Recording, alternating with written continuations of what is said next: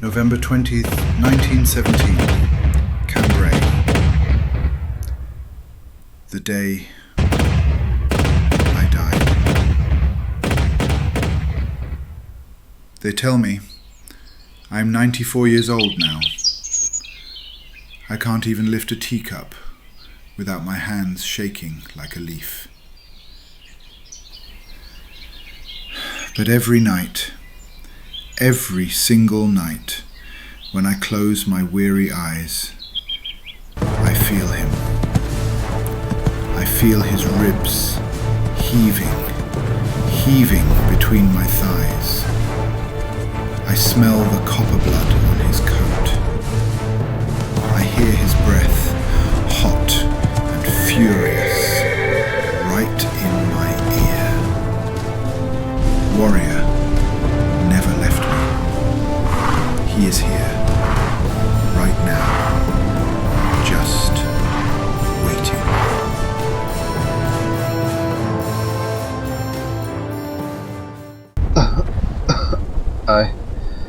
I can't feel my legs. The gas, it burns like I'm swallowing broken glass.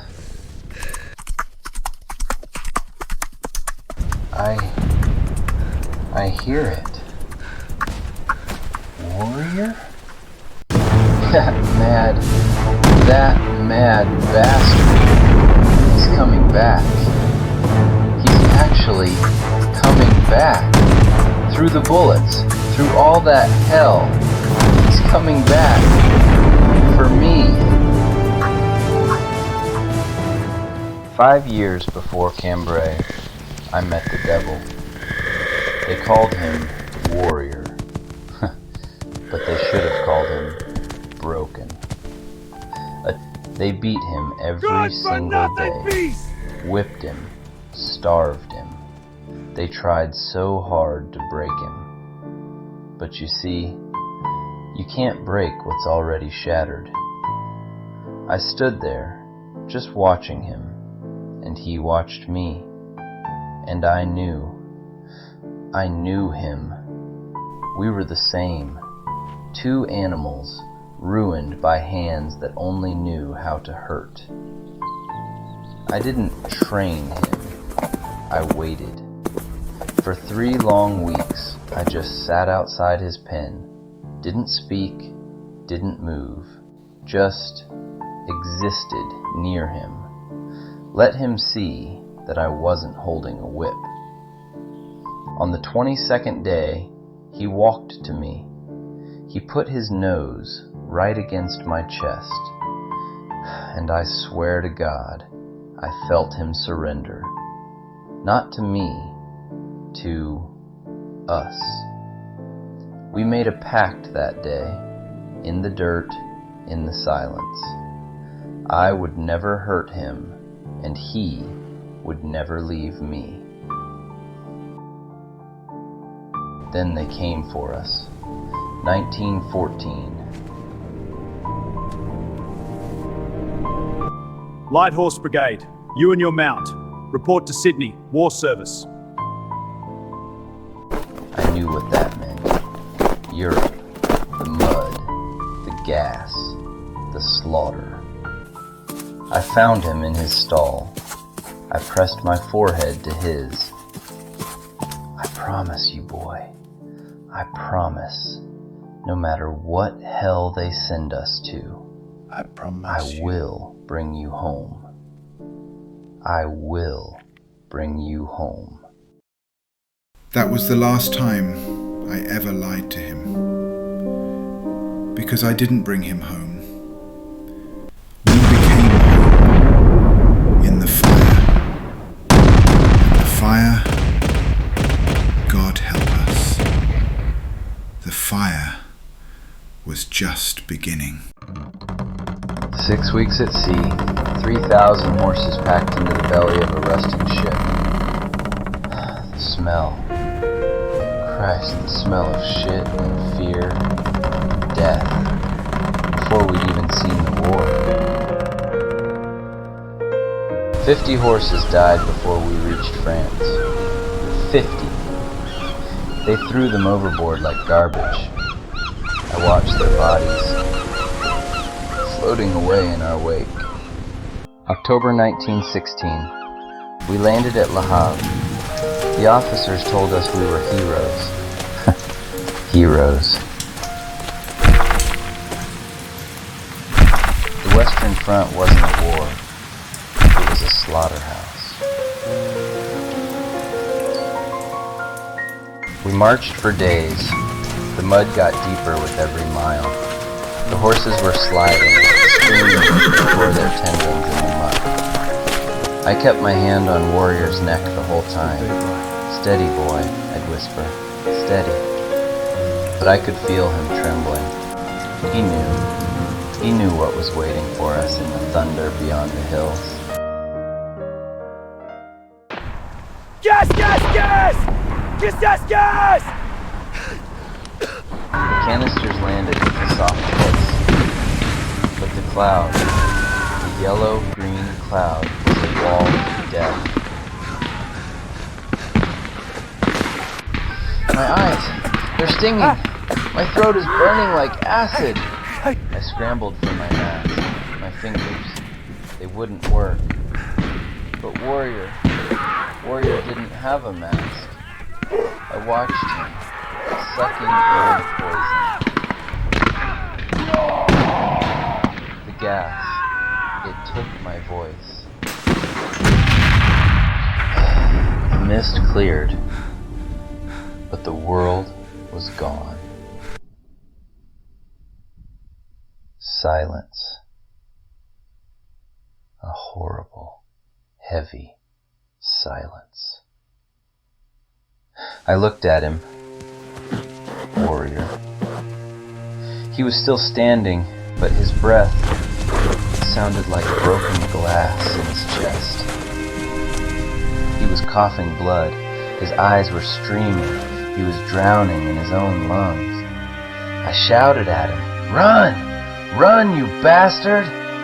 But he wouldn't leave me. He just stood there, shaking, bleeding from his nose, waiting for me to tell him what to do. I wanted to lie down and let the mud take me. I was tired, so tired of being afraid.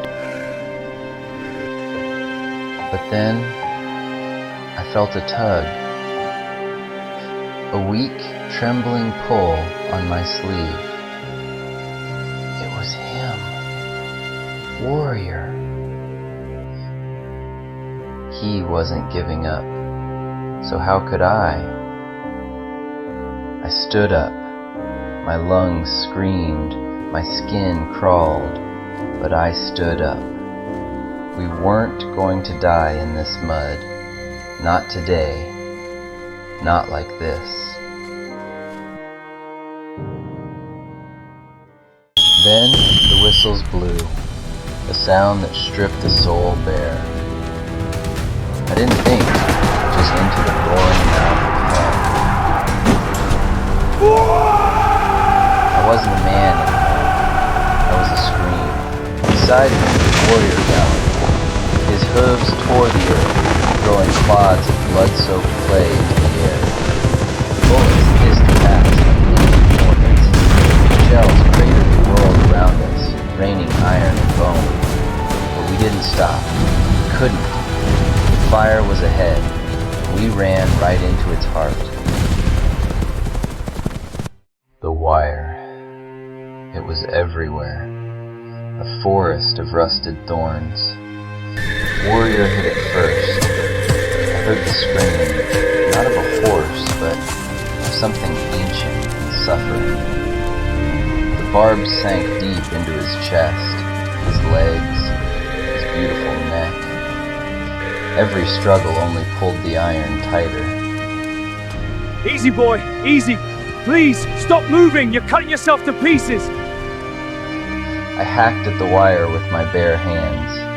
The metal bit into my palms, but I didn't feel it. All I felt was his terror.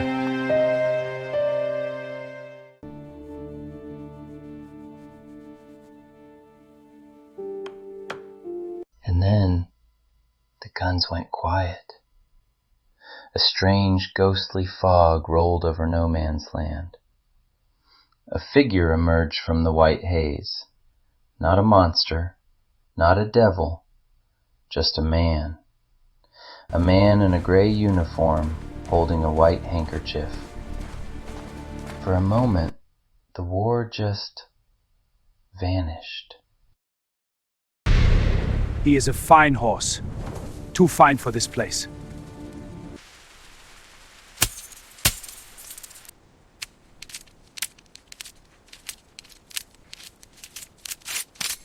No hate, only the shared mercy for a dying animal. I led Warrior back toward our lines. He was limping, leaving a trail of red in the gray mud. We had survived the fire, and the wire, and the hate. But as I looked at his shredded skin, I wondered, how much more could one soul take? The guns finally fell silent for good. Not a truce, but an end. We boarded the ships, massive iron beasts that smelled of salt and relief. I stood on the deck, my hand on Warrior's scarred neck, watching the coast of Europe vanish into the mist. We left our youth in those trenches, but we were taking our souls back home. Australia. The light here is different. It's gold, not gray. The dust of the outback felt like a blessing on my skin. Warrior's limp grew faint, though it never truly went away. We both carried the war in our bones. But when he ran through the open paddocks, for a moment, he looked like the colt I first met, wild and unbroken. People call us heroes, but the real heroes are still under the red mud of France. I look at Warrior and I see them all. Every boy who didn't make it, every horse that fell. We are the lucky ones. We are the witnesses. Rest now, my friend. The war is over. We are home.